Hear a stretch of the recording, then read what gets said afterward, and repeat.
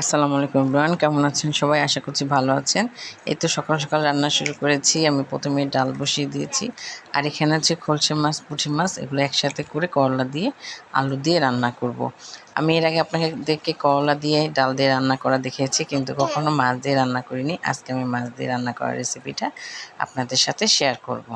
আমি করলাটা ভালো করে চিকন চিকন করে কুটে নিয়েছি। এটা আমি সিদ্ধ করিনি, এখন মশলা দিয়ে কষিয়ে নিচ্ছি। এখানে দিয়েছি হলুদের গুঁড়া, আদা রসুন বাটা আর কাঁচামরিচ কুচি। শুকনো মরিচ গুঁড়াটা আমি দেইনি, আপনারা চাইলে দিতে পারেন।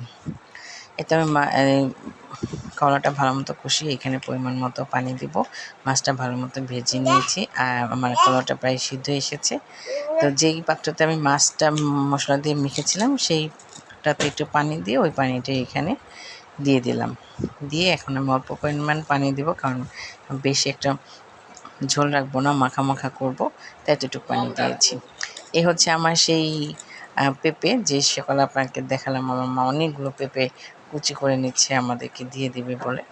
এই সেই পেঁপেটা সিদ্ধ করব। এই তো আমার তরকারিটা প্রায় হয়ে এসেছে। এখন আমি এখানে মাছগুলো দিয়ে দিব। এই তো আমার আজকে এইটাই রান্না করেছি, আর বেশি কিছু রান্না করিনি। আর পেঁপেটা একটু ভাজি করে নিব।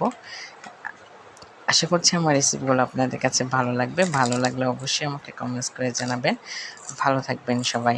আসসালামু আলাইকুম।